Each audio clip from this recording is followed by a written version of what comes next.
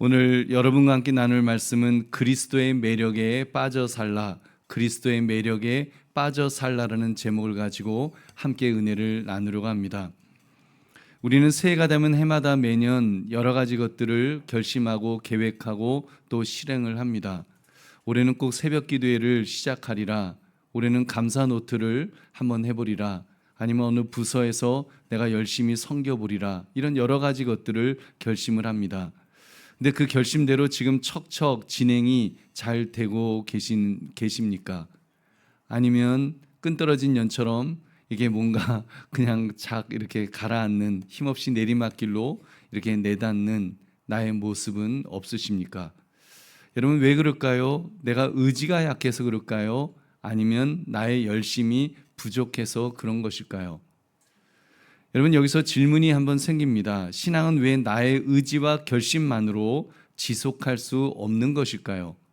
좀 버텨보려고, 이렇게 버티려고 하기는 해보는데 왜 힘만 들고 잘 안 되는 것일까요? 여러분, 혹시 하나님께서 우리를 열심내는 사람으로 만든 것이 아닌 것은 아닐까요? 혹시 다른 동력으로, 다른 힘으로 힘을 내도록 그렇게 만드신 것은 아니냐는 말입니다. 그래서 사랑에 빠진 사람을 한번 생각해 봤습니다. 사랑의 동력으로 뜨겁게 그 움직이는 사람들은 말려도 움직이죠. 시간도 돈도 에너지도 정말 하나도 아까워하지 않고 얼마나 그 액티브하게, 얼마나 열정적으로 움직이는지 모릅니다. 스스로 자발적으로 기쁨으로 행복하게 움직이는 것을 볼 수 있습니다. 그렇다면 우리 신앙생활도 좀 그와 비슷한 비결이 숨겨져 있는 것은 아닐까요? 그러므로 여러분, 억지로 열심 내어 섬기려 하지 말고 이 말씀의 제목처럼 어떻게 하면 그리스도의 매력에 빠져서, 정말 그리스도의 사랑에 빠져서 그 힘으로 살 것인가를 우리 생각해 보시는 이 시간 되시기를 주님의 이름으로 축원합니다. 세 가지를 살펴보겠습니다. 첫째, 열심은 의지에서 나오지 않고 사랑에서 나온다는 사실입니다. 의지에서 나오는 것이 아니라 사랑에서 나온다. 우리는 신앙생활을 내 의지를 가지고 버텨내는 것으로 그렇게 착각하기도 합니다. 그래서 해야 한다, 참아야 한다, 하여튼 어떻게 해서든지 버티고 더 해야 된다, 이런 막 의지를 가지고 해보려고 합니다. 또 어떤 사람은 옆에서 도와주죠. 내가 격려해 줄게, 너 더 열심히 해, 너 그것밖에 안 돼 하면서 또 막 이렇게 격려도 합니다. 여러분, 그런데 그렇게 인간 의지로 신앙생활을 하게 되면 여러분, 잘 될 수도 있고 잘 못할 수도 있겠죠. 근데 어느 쪽이든 여러분, 그 결과는 나쁜 결과를 이룰 것입니다. 잘 되면, 그렇게 해서 막 그 의지를 가지고 의지를 불태워서 뭔가를 잘 해내기 시작하면, 여러분, 잘 하게 되면 틀림없이 그 사람은 교만에 빠질 것입니다. 내가 좀 하지, 역시 나는 의지를 갖고 내가 하면 난 되는 사람이야 하면서 자기 의지를 이렇게 좀 높이려 하게 될 것입니다. 또 옆에서 도와줬던 사람도 마찬가지예요. 역시 그래, 내가 없으면 교회가 안 돼, 내가 이렇게 또 힘쓰고 내가 막 이렇게 하니까 움직이잖아, 성도들이 다 움직이잖아, 봐, 내가 이렇게 힘이 있어, 이러면서 스스로를 높이게 된다는 것입니다. 반대로 잘 안 되면 또 절망에 빠지겠죠. 그렇지, 뭐 내까지 게 뭘 제대로 하겠어, 작심삼일이지 하면서 스스로 낙심하거나, 아니면 또 격려했는데 안 되면 더 절망하겠죠. 이 교회는 왜 이러냐, 이것밖에 안 되냐, 이건 뭐 소망이 없다, 절망적이다, 그렇게 생각할 것입니다. 여러분, 주님의 교회를 마치 자기 힘으로 어떻게 할 수 있다라고 생각하지 마십시오. 여러분, 주님의 교회는 주님께서 피값 주고 사신 교회이기 때문에 주님의 소유인 줄 믿으시기 바랍니다. 주님의 소유를 내 의지, 내 힘으로 어떻게 세워볼 수 있다, 안 된다고 욕한다, 여러분, 있을 수 없습니다. 왜냐하면 교회를 욕하는 것은 곧 여러분 예수 그리스도를 욕하는 것이기 때문입니다. 그것은 무서운 죄입니다. 여러분, 인간은요 그냥 안 됩니다. 기분 나쁘십니까? 그냥 인간은 안 됩니다. 안 된다고 생각하셔야 됩니다. 의지로 된다라고 생각하지 마시고 의지로 안 된다. 왜냐하면 아무리 의지를 가지고 하려고 해도 인간은 한계가 있기 때문에, 인간은 제한적인 존재이기 때문에 결국은 어느 선에 가면은 무너지게 되어 있습니다. 여러분, 신학적으로 전적 부패, 전적 무능력한 것이 인간의 현 주소입니다. 로마서 3장 10절부터 12절 같이 읽겠습니다. 시작. 기록된 바 의인은 없나니 하나도 없으며 깨닫는 자도 없고 하나님을 찾는 자도 없고 다 치우쳐 함께 무익하게 되고 선을 행하는 자는 없나니 하나도 없도다. 아멘. 여러분, 아멘 하셨죠? 하나도 없도다. 아멘 하셨어요? 근데 속으로는 아마 그러실 거예요. 아, 왜 선을 행하는 사람이 하나도 없어? 그래도 나는 선을 행하지. 내가 내 의지를 가지고 하면 나는 그래도 좀 할 수 있지. 왜 나도 안 된다고 말해? 여러분, 그렇게 생각할 수 있습니다. 그거 교만입니다. 여러분, 다른 사람이 여러분의 기대만큼 의롭게 행동할 것이라고 기대하지 마십시오. 여러분 자신도 기대하지 마십시오. 그래도 내가 좀 의지를 가지고 하면 내가 그래도 남들보다 더 잘할 수 있어. 남들보다는 더 잘할 수 있겠죠. 그렇지만 여러분, 그것이 하나님 보시기에, 과연 하나님 보시기에 합당하게 잘할 수 있냐는 것입니다. 여러분, 아닙니다. 여러분 자신도 믿지 마십시오. 만물보다 거짓되고 심히 부패한 것이 사람의 마음이라고 성경은 말씀합니다. 우리는 부패했고 우리는 선을 추구하는 것 같지만 결국은 악으로 갈 수밖에 없는 그런 죄인입니다. 여러분, 그런 죄인임을 스스로 자각하시기를 주의 이름으로 축원합니다. 그래서 바울은 신앙의 엔진을, 신앙의 동력을 지금 근본적으로 다른 곳에 있다는 것을 말씀하고 있습니다. 신앙의 엔진이 어디 있느냐? 우리 고린도서 5장 14절 같이 읽겠습니다. 시작. 그리스도의 사랑이 우리를 강건하시도다. 우리가 생각하건대 한 사람이 모든 사람을 대신하여 죽었은즉 모든 사람이 죽은 것이라. 아멘. 그리스도의 사랑이 우리를 강건하시도다. 누가 강건한다고요? 그리스도께서, 그리스도의 사랑이 우리를 강건하시는 것이지, 여러분, 내가 강건한다고 해서 되는 것 아닙니다.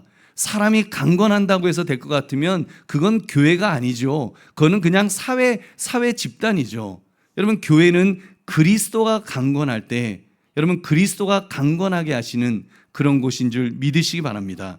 여기서 강건은 등을 떠미는 그런 것을 말하는, 그런 강요를 말하는 것이 아니고요. 막 마음이 붙들려서 막 저절로 막 어찌할 바를 알지 못할 정도로 기쁨으로 자발적으로 하는 것을 지금 말씀하는 것입니다. 여러분, 그러니까 신앙의 진짜 동력은 나의 결단이 아니라 주님의 사랑입니다. 그리스도를 향한 사랑이 진짜 신앙의 동력이요 엔진인 줄 믿으시기 바랍니다. 여러분, 칼럼에도 소개했습니다만, 그래서 진짜 목회는요 성도를 막 푸시해 갖고 그래서 막 헌신을 짜내는 그것이 목회가 아니라, 진짜 목회는 성도들을 그리스도의 사랑에 퐁당 빠뜨리는 것입니다. 그리스도의 사랑에 빠지도록 하는 것, 여러분, 그리스도의 사랑에 충만해지도록 하는 것, 여러분, 그것이 목회입니다. 그렇게 하면 성도는 하지 말라고 해도 움직이게 될 줄은 믿습니다.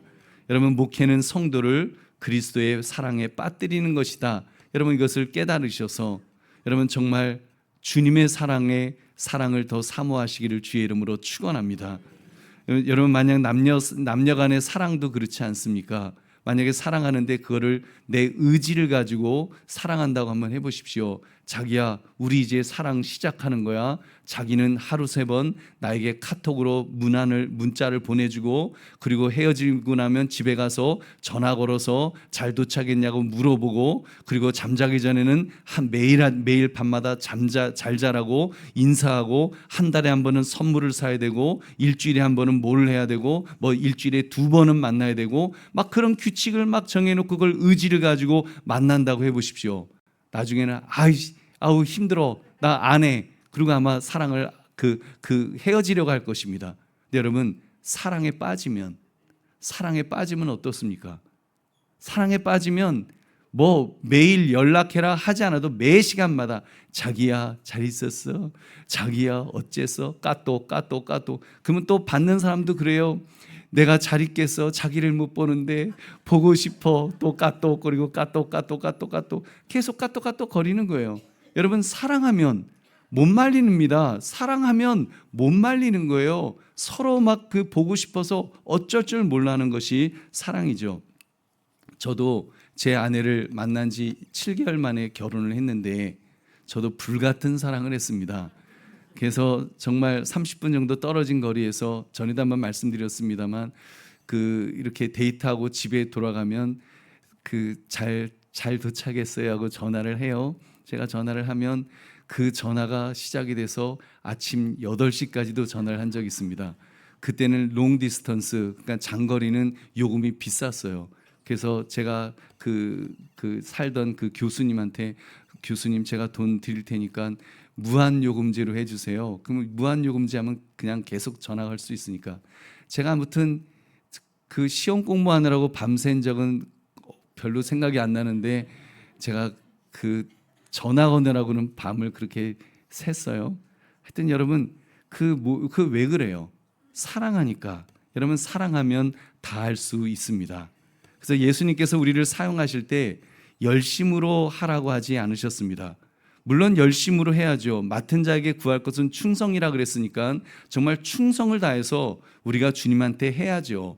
그런데 순서가 중요합니다. 순서가 바뀌면 안 됩니다. 사랑이 먼저입니다. 사랑하면 충성하는 것이지 충성을 쥐어짠다고 해서 사랑이 나오는 게 아니라는 말입니다. 여러분, 예수님께서 배신자 베드로에게 찾아가셨죠. 작은 여종 앞에서 3번씩이나 예수님을 부인했던 그 베드로. 여러분, 예수님이 그 베드로를 만나셨을 때 여러분 뭐라고 말씀하셨습니까? 요한의 아들 시몬아, 내가 나를 사랑하느냐? 사랑을 먼저 물으셨습니다. 우리 같으면 뭐라 그럴 것 같아요? 너 베드로, 너 그때 뭐라 그랬어? 죽을지언정 나 쫓아다닌다 그랬지. 너 몇 번 배신했어? 너 또 배신할 거야, 안 할 거야? 너 진짜 충성할 수 있어, 없어? 너 한다 그러면 내가 사명 맡기고, 아니면 너 끝이야. 여러분, 그게 그렇겠죠. 예수님 그러지 않으셨습니다. 우리 요한복음 21장 17절 같이 읽겠습니다. 시작. 3번째 이르시되 요한의 아들 시몬아, 내가 나를 사랑하느냐 하시니, 주께서 3번째 내가 나를 사랑하느냐 하심으로 베드로가 근심하여 이르되, 주님 모든 것을 아시오매 내가 주님을 사랑하는 줄을 주님께서 아시나이다. 예수께서 이르시되 내 양을 먹이라. 아멘. 여러분, 물론 사명 이야기도 하시죠. 내 양을 먹이라, 내 양을 치라, 내 양을 먹이라 하십니다. 그런데 순서가 있습니다. 먼저 하여튼 요한의 아들 시몬아, 내가 나를 사랑하느냐, 너 나 사랑하냐, 너 나 사랑하냐, 너 사랑하냐 하면서 계속해서 예수님을 향한 사랑을 확인하시고 그 다음에 사명을 맡기셨다는 사실입니다. 사랑이 먼저였습니다. 여러분, 보배로운 성도님들, 주님이 원하시는 건 강제로 하는 헌신, 억지로 하는 헌신이 아닙니다. 그럴 것 같으면은 그냥 막대기 사용하죠. 요즘처럼 AI 로봇 세워서 하면 되죠. 사람도 로봇을 만들 수 있는데 하나님이 그까짓 거, 여러분 그 억지로 하는 헌신할 수 있는 노동력 찾을 것 같으면 돌을 들어서 왜 못 하시겠습니까? 여러분, 그게 아니죠. 주님이 원하시는 건 자발적인 헌신입니다. 주님을 사랑해서 우리가 정말 그 사랑으로 하는 헌신, 그 기쁨으로 행복해서 하는 헌신, 그 헌신을 주님이 기대하시는 줄 믿으시기 바랍니다. 예수님께서 이렇게 말씀하셨습니다. 그 요한복음 14장 15절 말씀 같이 읽겠습니다. 시작. 너희가 나를 사랑하면 나의 계명을 지키리라. 아멘. 여기서도 중요한 것은 계명을 지키는 것이 아닙니다. 순서를 보십시오. 순서를 놓치면 신앙을 망치게 됩니다. 계명을 지켜서 사랑을 얻는 것이 아닙니다. 계명을 내 의지로 지키라는 순간에 은혜는 은혜가 아닙니다. 은혜는 율법이 되어버리는 것입니다. 여러분, 무엇이 먼저야 됩니까? 사랑이죠. 사랑하니까 계명을 지키는 것입니다. 할렐루야. 여러분, 사랑하면 말씀은 부담이 아니라 당연한 반응이 됩니다. 순종은 강요가 아니라 사랑의 표현이 되는 줄 믿으시기 바랍니다. 목사님, 그렇다면 이런 사랑이 정말 나도 가능할까요? 나는 굉장히 무딘 사람이고 사랑에 무디고 나는 무덤덤하고 좀 이렇게 좀 그 인정머리가 좀 없는 그런 사람인데, 나 같은 사람이 더군다나 난 뭐 어렸을 때 부모님으로부터 받은 사랑도 별로 없는데 나보고 뭘 사랑을 쥐어짜면 뭐 사랑이 나옵니까?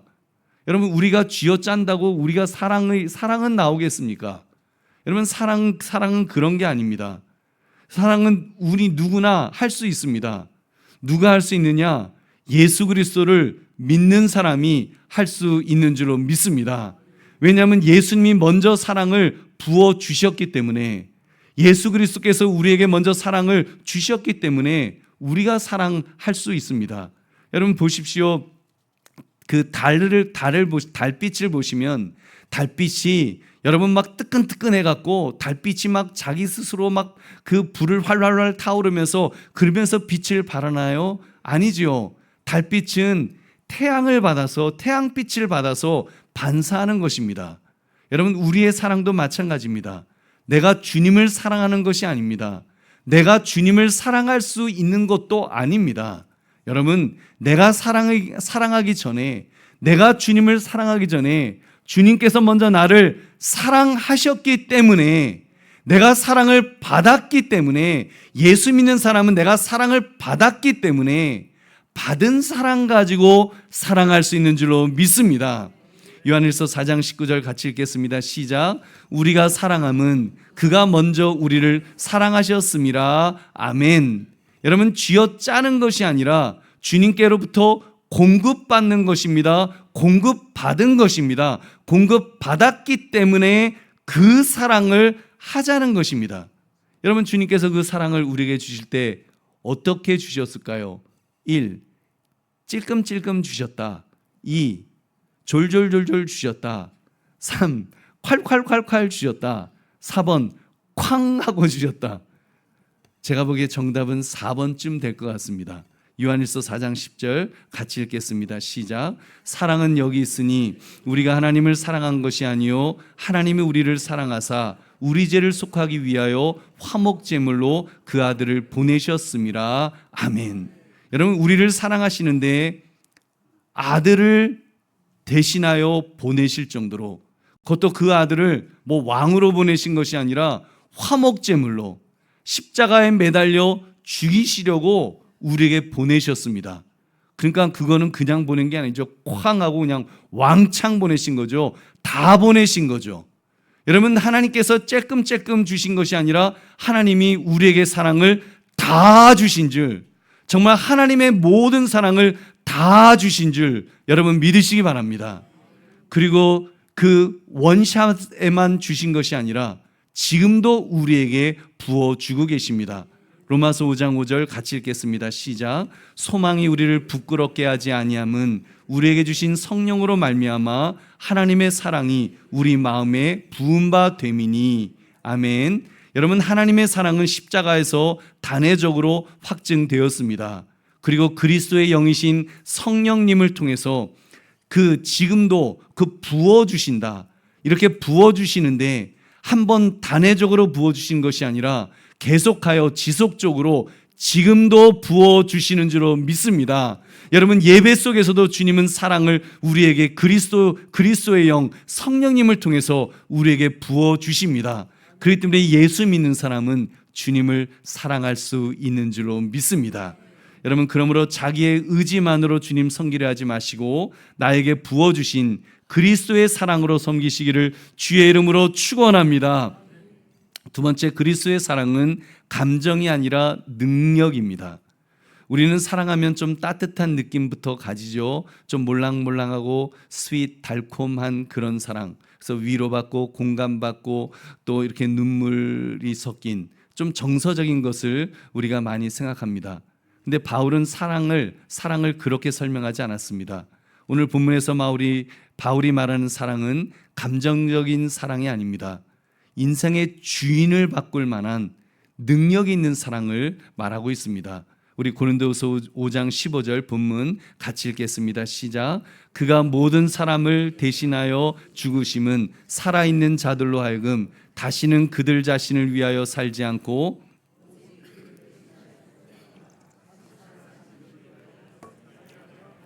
아멘. 이 말씀의 핵심이 무엇입니까? 여러분, 예수님의 사랑은 쬐끔 힘을 보태는 그런 사랑이 아니라는 말씀입니다. 생명을 주는 사랑. 여러분, 새로운 생명, 영원한 생명을 바로 당신께서 십자가에서 대신 그 생명을 다 바치심으로 바꿔주신 바로 그런 사랑을 말합니다. 그래서 아예 주인을 바꾸는, 주인을 바꾸게 하시는 그런 사랑입니다. 이제 너의 인생은 너의 것이 아니다. 내가 너를 피값으로 샀기 때문에 너는 내 것이다. 너는 나의 것이다. 나의 소유다라고 주님 그렇게 말씀하시는 그런 사랑입니다. 이것을 가리켜서 구속의 사랑이라고 합니다. 하나님의 아들의 값으로 사신 사랑. 그래서 여러분 어제 우리 말씀 사경회 때 우리의 값어치가 얼마짜리라고요? 예수님짜리. 여러분, 하나님의 아들의 값이 우리의 가치인 줄 믿으시기 바랍니다. 여러분, 우리는 그런 존재예요. 이렇게 주인이 바뀌면 삶의 중심의 축이 이제 바뀝니다. 어떤 사람이 사랑에 빠지니까 세상을 보는 시각이 다 바뀌었다는 거예요. 오늘 이렇게 해가 뜨지 않았잖아요. 이렇게 날씨가 이렇게 우중충해도 왜 이렇게 날씨가 우중충하지? 해가 안 뜨지? 사랑하니까 안 뜨지? 그리고 달이 환하게 비치면 달빛이 너무 아름다워. 왜 저렇게 아름답지? 사랑하니까 아름답지? 저기 왜 전등이 눈부셔? 왜 눈이 부실까요? 왜 눈이 부실까요? 사랑하니까 눈이 부신 거예요. 사랑에 빠진 사람은 그 중심축이 다 사랑이에요. 그래서 다 사랑하니까 그러면 다 보이고 다 이해되고 다 생각하고 다 그렇게 연결이 되는 것입니다. 이렇게 주인이 바뀌면 삶의 축이, 여러분 예수님을 향한 사랑도 마찬가지라는 것입니다. 주님을 향한 사랑이 회복되면 나 중심에서 그리스도의 중심으로 그 축이 옮겨집니다. 할렐루야. 바울은 말합니다. 우리는 원래 나를 위하여 사는 그런 존재였다는 겁니다. 내 체면을 위해서 살고 내 안전을 위해서 살고 내 인정 욕구를 채우기 위해서 살아가는 바로 그런 존재였다. 근데 사랑이 회복되면 삶의 축이 이동한다는 것입니다. 나를 위해서가 주님을 위하여로 이동되는 것입니다. 왜 이것이 중요합니까? 주인이 바뀌지 않으면 신앙생활이 피곤합니다. 왜 그런지 알아요? 신앙생활이 피곤해져요. 이게 추가 옵션이거든요.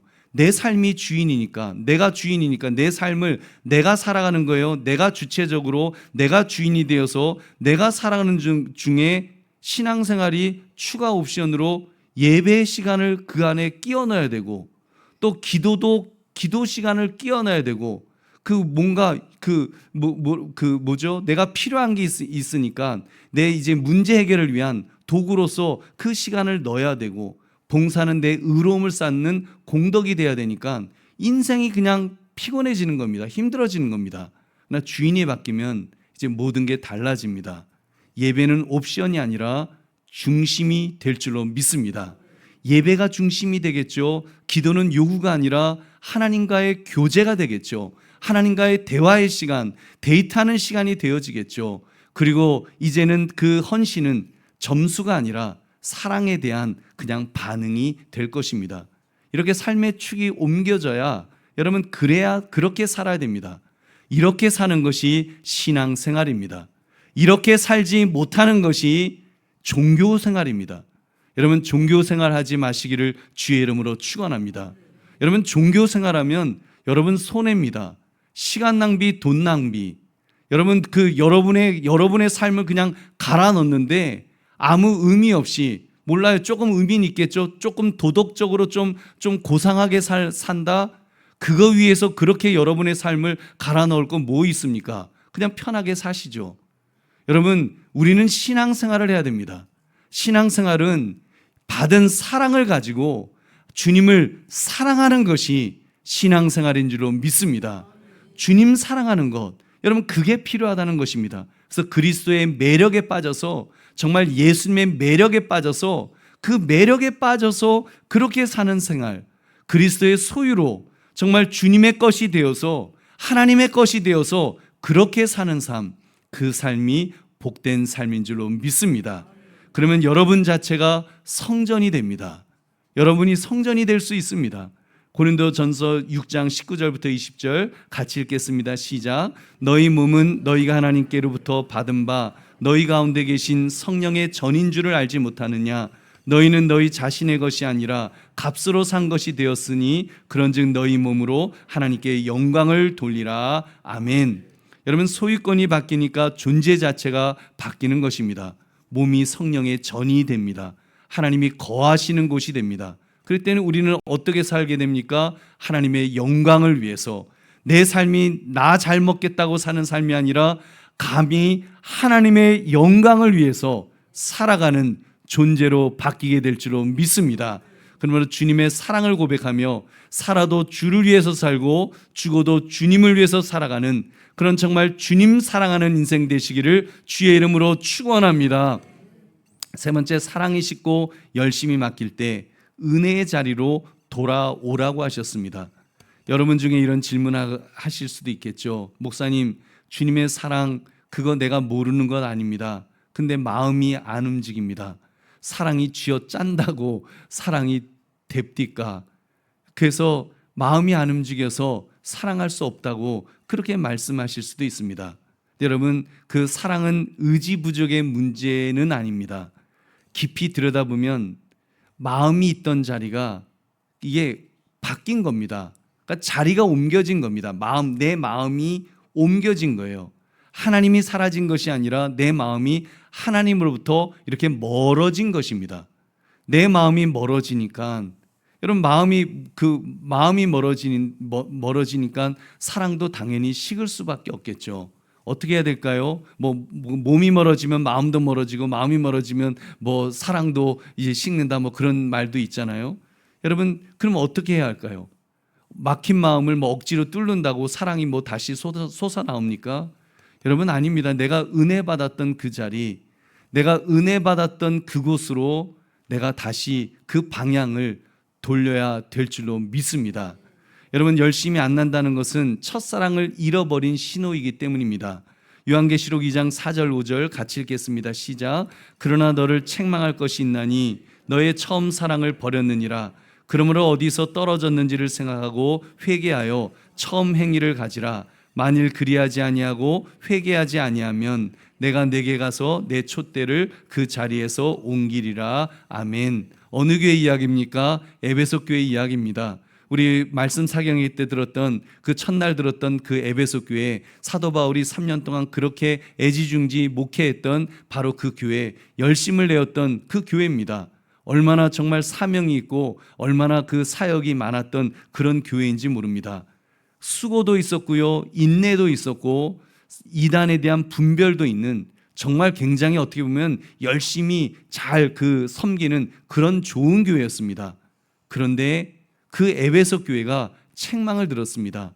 왜 책망을 들었어요? 하나 빠진 게 있었기 때문에. 여러분, 그것은 바로 사랑이 빠졌습니다. 처음 사랑을 잃었기 때문에, 처음 사랑을 잃어버렸기 때문에 예수님으로부터 책망을 들었다고 그랬습니다. 그러니까 보배로운 성도님들, 신앙에서 가장 무서운 상태는 일이 없는 상태가 아니라, 일을 안 하는 상태가 아니라, 여러분, 사실은 일은 하는데 마음이 빠져버린 상태입니다. 내 마음이 빠져버린 상태, 내 마음이 멀어져 버린 상태, 주님을 향한 사랑이 식어져 버린 상태, 여러분, 그 상태가 가장 위험합니다. 여러분, 사역은 돌아가는데 영혼은 그러니까 메말라 버리는 것입니다. 그래서 주님께서 처방을 주셨죠. 어디서 떨어졌는지를 생각하고 회개하여 처음 행위를 가져라. 어디서 떨어졌는지를 생각하고 회개하여 처음 행위를 가지라 그랬습니다. 처음 행위는 단순히 처음처럼 열심 내라 그 말씀이 아니고, 은혜를 받았던 자리로, 처음 은혜 받았던 그 자리로 돌아가라는 것입니다. 처음 사랑이 회복되는 자리로 돌아와야 하는 줄 믿으시기 바랍니다. 이때 돌아오면 감정적인 복구가 아닙니다. 방향을 돌리는 것입니다. 우리는 종종 이렇게 말합니다. 마음이 다시 뜨거워지면 제가 열심을 낼 수 있겠습니다. 감동이 오면 그때 제가 열심을 내어서 성경도 열심히 읽을 수 있을 것 같아요. 성경은 반대로 말씀합니다. 감정이 아니라 방향이 먼저라고 말씀합니다. 야고보서 4장 8절 같이 읽겠습니다. 시작. 하나님을 가까이 하라. 그리하면 너희를 가까이 하시리라. 죄인들아 손을 깨끗이 하라. 두 마음을 품은 자들아 마음을 성결하게 하라. 아멘. 아멘. 여러분, 방향 제일 먼저 뭐라고요? 하나님을 가까이 하라. 하나님을 향해라. 방향을 하나님으로 향하고 하나님에게 가까이 가라. 그리하면 너희를 가까이 하시리라. 여러분, 신앙의 회복은, 사랑의 회복은 내가 하나님에게로 적어도 방향은 바꿔야죠. 방향이 바뀌어져야지, 여러분, 바뀌어야지 되지 않겠습니까? 달도 빛을 받으려면 여러분 태양을 향해야지 빛을 받는 것입니다. 태양을 등진 쪽은 그냥 영하 몇십 도에 그냥 차디찬 냉랭한 그런 곳이 되는 것입니다. 그러나 태양을 받는 곳은 정말 뜨거워져서 빛을 발하면서 정말 아름다운 모습의 그 삶을 살 수 있는 것입니다. 성도님들, 가까이 함은 감정이 아닙니다. 결단입니다. 방향을 돌리는 것입니다. 방향을 하나님께로 돌리는 것, 회개는 눈물 흘리는 것 이전에 돌아서는 것이 회개의 첫 번째입니다. 돌아서야죠. 말씀 앞으로, 기도의 자리로, 예배의 자리로 돌아서는 것, 여러분, 그것이 중요합니다. 이것은 더 열심을 내려 하기 전에 길을 다시 잡는 것을 의미합니다. 마음의 나침판을 이제는 다시 하나님에게 향할 수 있도록, 이제는 내 방향이 다시 하나님을 향하고 있다. 여러분, 하나님을 향하고 있다면 분명히 내 사랑이 식을 수 없습니다. 주님의 사랑이 식지 않습니다. 방향이 바뀌니까, 방향이 세상을 향하여 가니까, 내 삶이 세상을 향하여 자꾸 나가려고 하니까 여러분 식어지는 것입니다. 방향을 바꾸시기를 주의 이름으로 축원합니다. 그렇게 방향을 돌리십시오. 주님께로 향하십시오. 그 첫사랑, 첫 은혜, 그 방향으로 말입니다. 그래서 여러분, 야곱 같은 사람 아시죠? 인생에 정말 큰 위기를 만난 적이 있었습니다. 아들들이 그 세겜 사람들을 죽이는데 잔혹한 살인마들처럼 그렇게 사람들을 죽였습니다. 그래서 그 주변 사람들로부터 이제 완전히 그 공격을 당할 수밖에 없는 절체절명의 위기의 상황에, 여러분, 그 야곱이 했던 선택이 무엇입니까? 베델로 돌아가자. 다시 하나님에게로 향하자. 그는 그렇게 말합니다. 창세기 35장 3절, 우리 베델이 어떤 곳인지 보겠습니다. 시작. 우리가 일어나 베델로 올라가자. 내 환난 날에 내게 응답하시며 내가 가는 길에서 나와 함께 하신 하나님께 내가 거기서 제단을 쌓으려 하노라 하매. 아멘. 베델이 어떤 자리입니까? 여러분, 야곱이 총각 때, 야곱이 청소년 때, 아직 어렸을 때 혼자 들판에서 형을 피해서 도망 나와서 잠자다가 바로 하나님을 만난 장소입니다. 이곳이 그냥 들판인 줄 알았더니 하나님의 집이 있는 곳이구나. 하나님의 집이 바로 여기 있었구나. 하나님께서 그 야곱에게 나는 너의 할아버지 아브라함의 하나님이다. 나는 너의 아버지 이삭의 하나님이다 하시면서 하나님께서 사랑을 쏟아 부어 주셨던, 사랑을 가장 많이 그때 처음으로 쏟아 부어 주셨던 바로 그 장소 베델. 그 자녀들에게 베델로 가자고 방향을 돌렸습니다. 그때 구원받은 줄 믿으시기 바랍니다. 야곱은 그 은혜의 자리로 혼자 돌아가지 않았습니다. 그의 가족들, 그의 자녀들, 그의 속한 공동체와 함께 베델로 돌아갔던 것입니다. 그렇습니다. 이 풍성한 은혜, 사랑, 혼자 지키려고 하지 마십시오. 여러분, 은혜는 혼자 버티는 것이 아니라 서로를 살리는 공동체 안에서 더 잘 지켜낼 수 있습니다. 즉, 교회 안에서 가장 강해진다는 말입니다. 열심히 식는 이유 중 하나는 혼자 다 감당하려고 하기 때문이 아니겠습니까? 혼자 참다가 혼자 무너지는 겁니다. 그래서 성경은 말씀합니다. 히브리서 10장 24절 25절 같이 읽겠습니다. 시작. 서로 돌아보아 사랑과 선행을 격려하며 모이기를 패하는 어떤 사람들의 습관과 같이 하지 말고 오직 권하여 그날이 가까움을 볼수록 더욱 그리하자. 아멘. 서로 돌아봐라. 서로 돌봐라. 서로 돌아보아 사랑과 선행을 격려하라.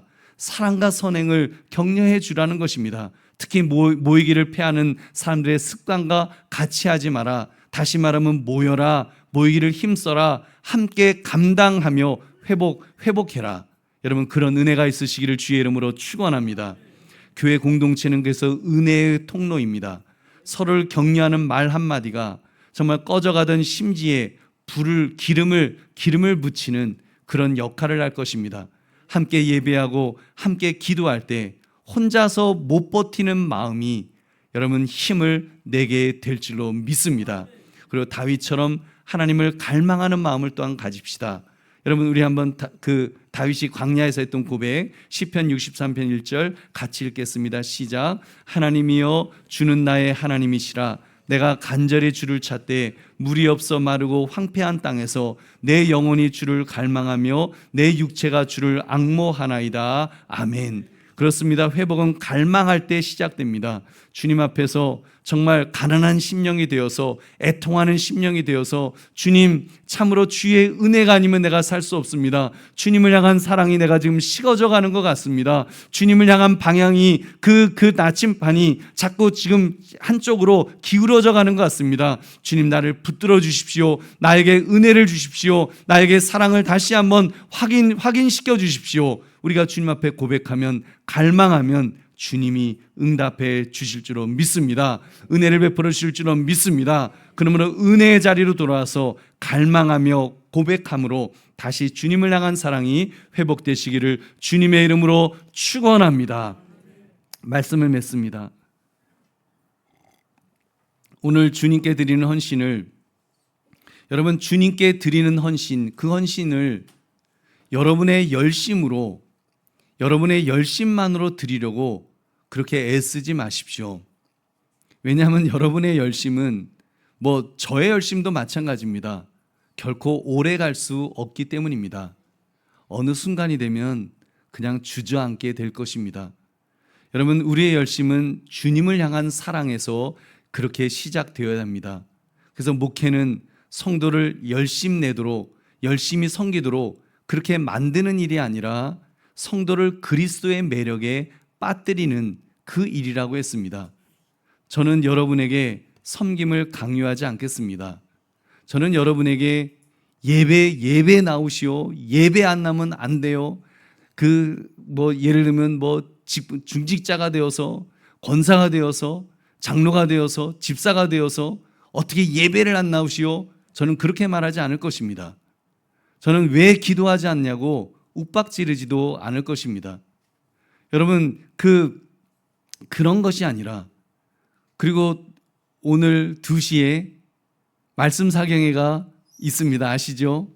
저는 꼭 나오셔야 된다고 저는 강요하지 않겠습니다. 저 안 하겠습니다. 그러나 여러분의 마음속에 있는 그 첫사랑이 다시 회복되셨으면 좋겠습니다.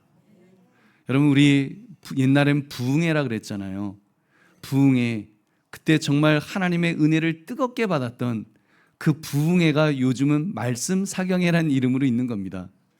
여러분, 내 사랑이 만약에 주님을 향한 사랑이 식어져 가고 있다면 바로 그 자리, 내가 은혜 받았던 그 자리, 그 베델의 자리가 바로 말씀 사경회의 자리입니다. 알아서 하십시오. 우리 청년들, 우리 수련회 가면 그래도 뜨겁게 막 기도하고 그때 은혜 받았던 그 기억들 있잖아요. 여러분, 그 시간이 바로 말씀 사경회의 자리입니다. 여러분, 바로 그 자리를 사모하시고 그 자리를 향하여 또 그 자리에서 은혜를 사모하면, 갈급한 심령이 되어 사모하면 주님께서 은혜를 부어 주실 것입니다. 여러분께서 주님이 주시는 은혜를 가지고 살게 될 줄로 믿습니다. 그럼 모든 것이 변합니다. 예배는 감격이 될 것이고요. 봉사는 정말 그 감격, 봉사는 기쁨으로 하게 될 것이고요. 그리고 기도는 주님과의 달콤한 대화가 될 것입니다. 억지로 시간 보면서 하는 기도가 아니라, 여러분, 정말 우리 기도할 때 그렇게 기도했으면 좋겠습니다. 주님, 먼저 주님을 향한 사랑이 회복되게 해주십시오. 여러분, 그렇게 막 어떤 때 기도 안 되면, 기도가 잘 안 되시고 기도가 막히시면 그렇게 기도해 보십시오. 주님을 향한 사랑이 회복되게 해주십시오. 주님을 향했던 그 사랑의 마음, 그 마음이 다시 회복되게 해주세요. 그렇게 그 기도만 하셔도, 그렇게 계속 하시다 보면 주님께서 뜨거운 마음을 우리에게 주십니다. 그래서 갑자기 눈물이 나오고 내가 주님으로부터 멀어졌던 그 모든 것들이 보이게 되고 그리고 다시 주님을 붙들게 되는 그 은혜를 여러분이 여러분의 결단으로 그 하는 것이 아니라 주님께서 여러분의 마음을 만져 주실 것입니다. 붙들어 주실 것입니다. 여러분 그런 은혜 받으시기를 주의 이름으로 축원합니다. 그러므로 그리스도의 매력에 빠져 살라의 제목처럼 내 열심으로 사는 것이 아니라 주님의 매력에 주님의 사랑에 감격하여 주님의 사랑으로 살아가시는 저와 여러분 되시기를 다시 한번 주의 이름으로 축원합니다. 기도하겠습니다. 말씀 생각하시면서 하나님 그렇게 살게 하옵소서, 주님의 사랑으로 살게 하옵소서. 우리 주님 앞에 기도하겠습니다. 하나님 아버지